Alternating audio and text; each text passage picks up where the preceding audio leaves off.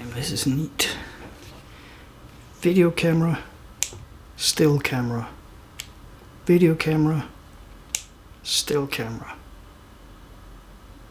Oh, hi.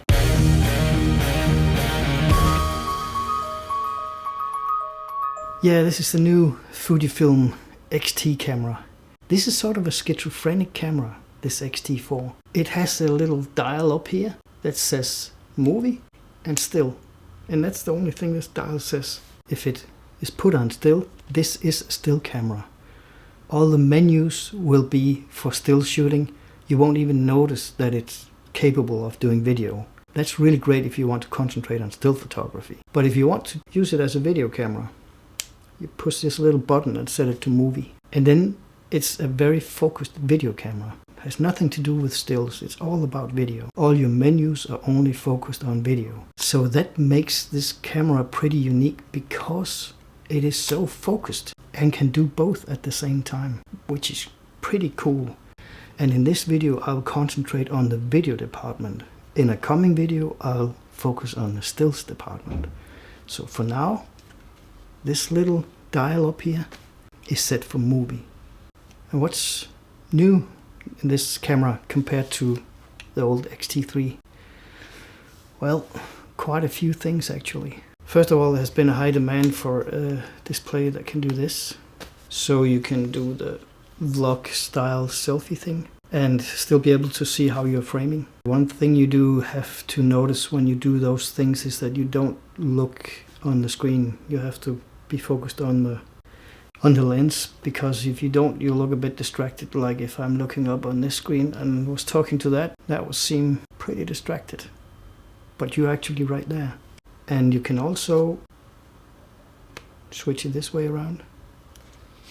And then you have no screen at all. And why would you want that? For protection maybe. You can also turn it around, so you actually can see the display. So you more or less have a lot of the good stuff. Probably there will be some people that won't like this, because you cannot tilt it upwards while it's in here. You have to tilt it out before you can tilt it upwards. So, you know, can't have it all.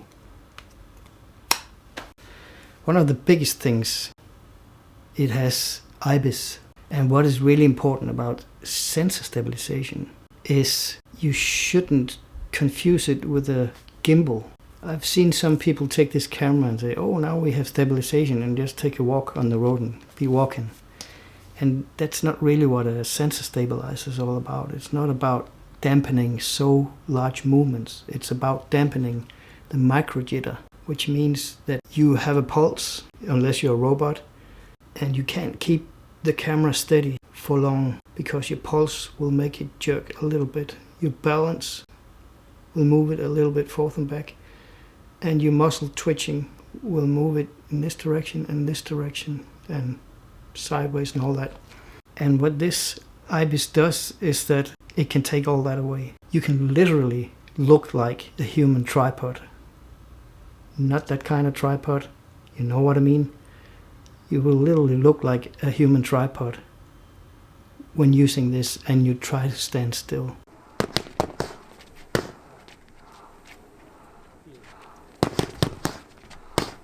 You can also move it about a little bit. That will also work, keeping it pretty steady, but you have to know how to work with the mechanism more than trying to just do what you want, and then might be disappointed because it's not really meant to do certain movements. But if you figure out how to move with this stabilizer, it will look like as if you're on a gimbal.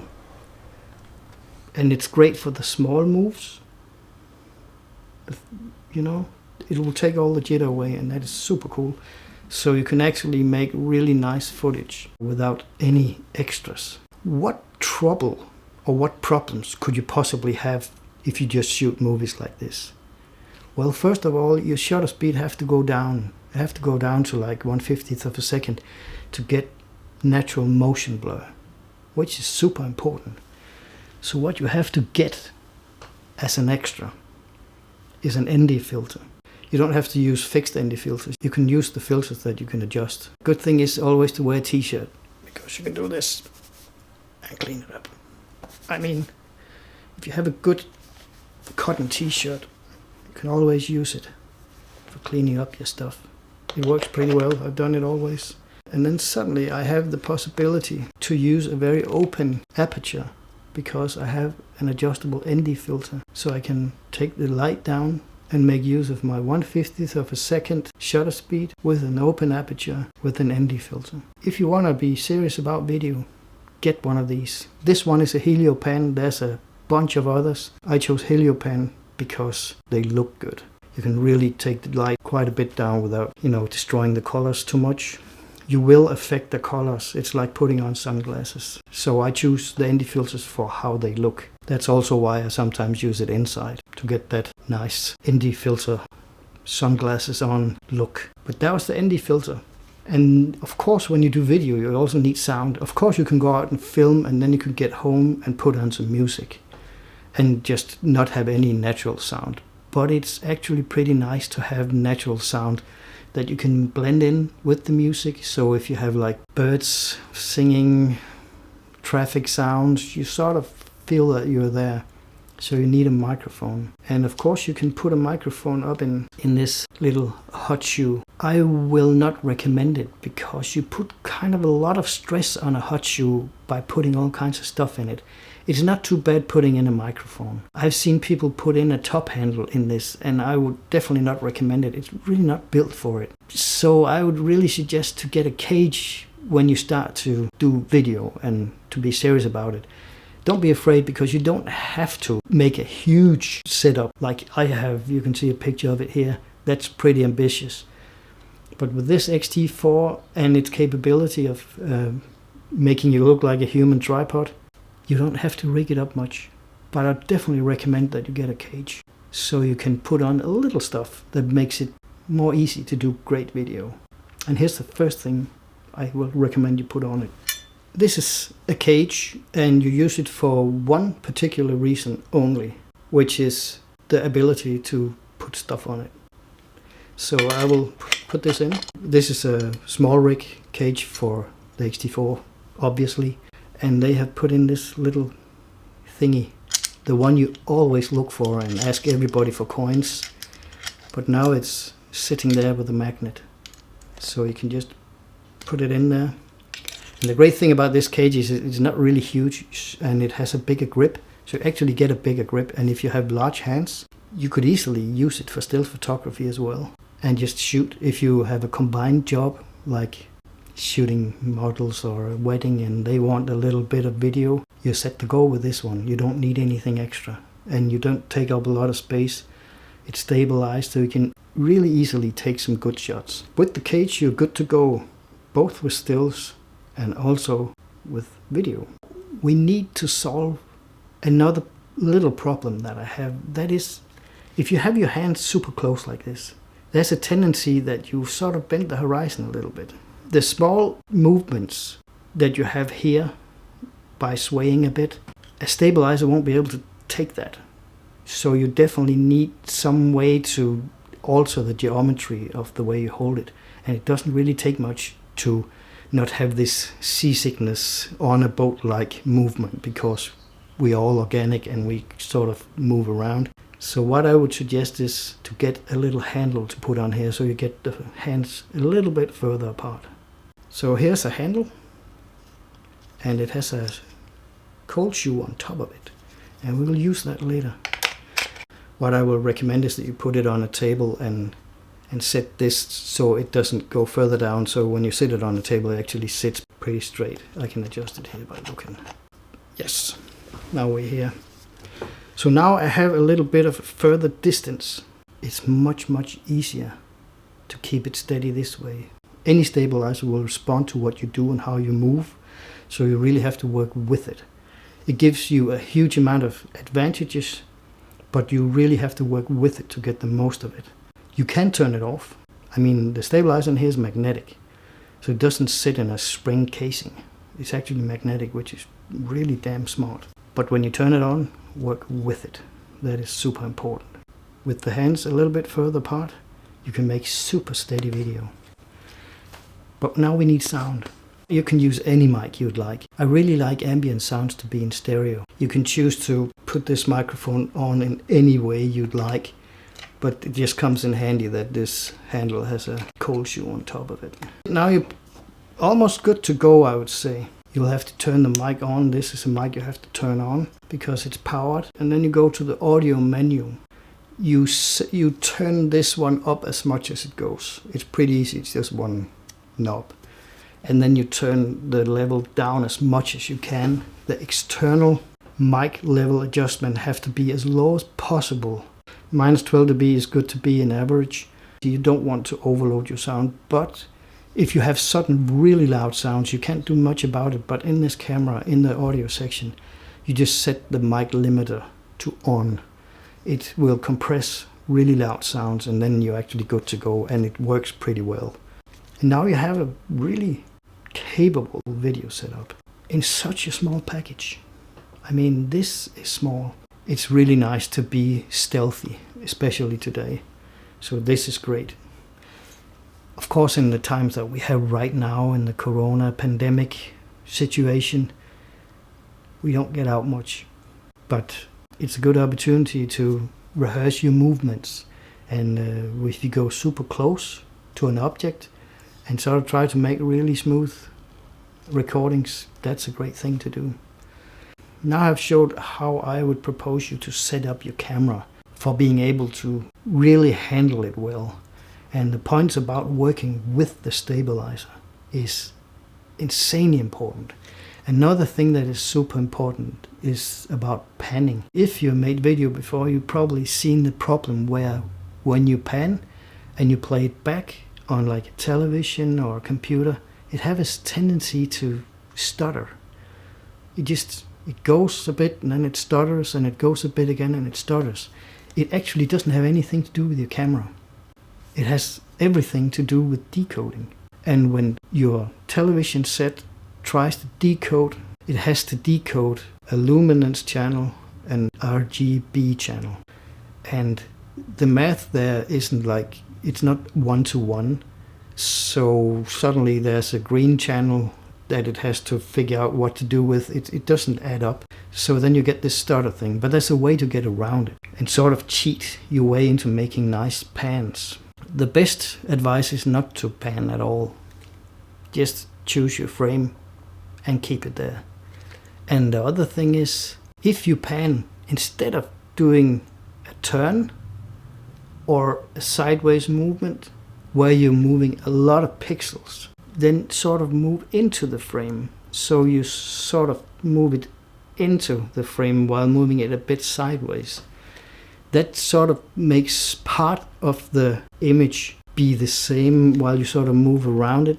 And if you have a moving object in it, you can just focus on that object. And people honestly won't notice that some of the rest sort of stutters, but they will notice the thing in the middle. But we can still work around it. It's the same thing as work with your camera. Don't work against it.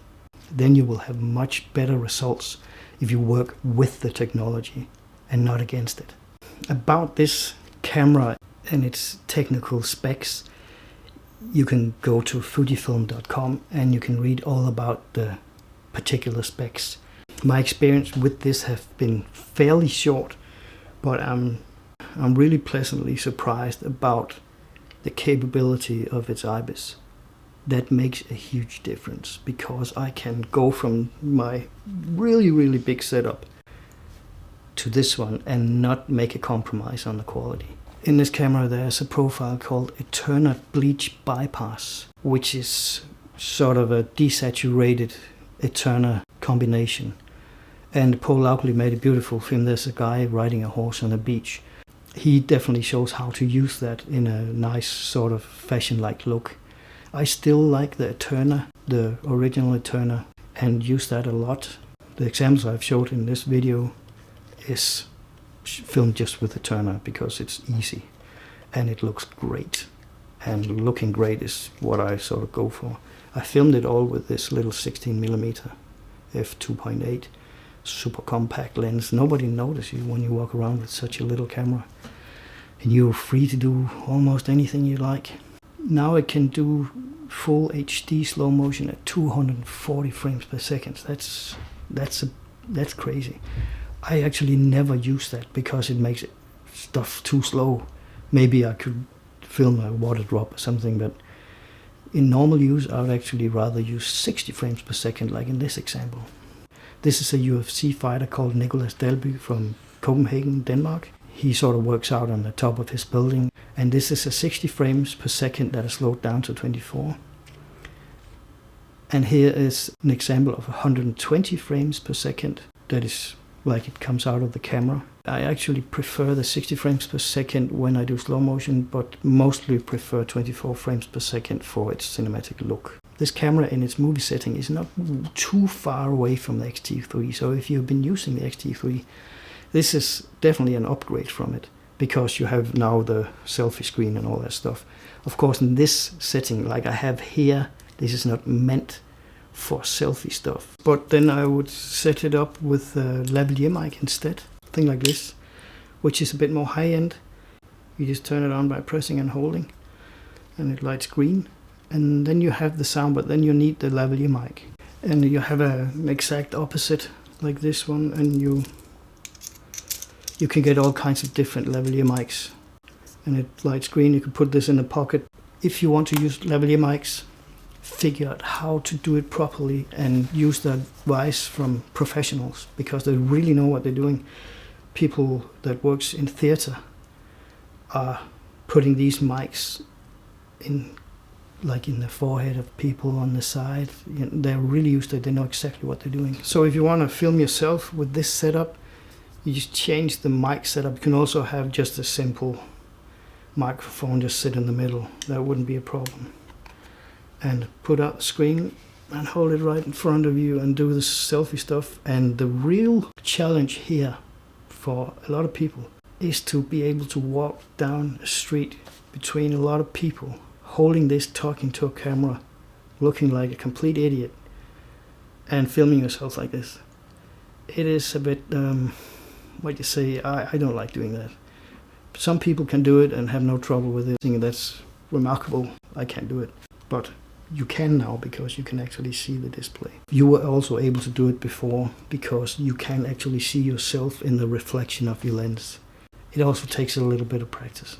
You know, there's a lot of ways to do stuff. You can also use that one for the same purpose, the vlogging purpose, and do this, and you're good to go. And this sounds really good. It will really catch your voice pretty easily.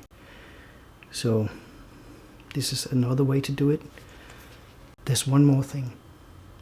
If, let's say, you really want to hear what you're actually listening to, then you need a pair of headphones. There's no mini jack out in this camera, so you have to use a little thing that actually comes with the camera when you buy it. This little thing, so you can listen to what you're recording. Like this. And now I can actually hear what I'm actually recording, and I can hide behind this one and be super stealthy, which is a bit annoying, so I'll go back to the handle. So now you're good to go and can actually see what you're doing, and people can see you. That makes them a bit more comfortable. So I would say that this is the complete video setup with the new Fujifilm X-T4. Such a small package, and you can make professional footage out of this one. The whole idea about dividing the stills from the video has really made this camera extremely usable, because when you go into the menus and have to set up the camera, it is focused on what you do. So when you film, it's all about film and video, and if you shoot stills, it's only about stills, and it makes it so easy to use and so easy to just switch. You like at a wedding? Do some footage, go back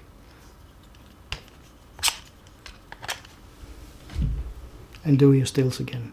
I haven't talked too much about the specs, because you can just read the specs. What is much more interesting is how you apply it and how you use it and what scenario you use it in. I would say that this is a super capable camera. I really don't hope I have to give it back. You get used to good stuff. That's pretty annoying, so I probably have to dish out some money for it, but it is, for the video part, I'm taking with this camera. It is really capable. So yeah, that was it for me.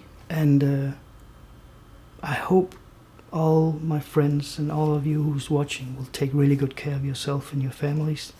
It's a tough time. We don't want people to get sick and ill by this pandemic. And stay safe. See you later.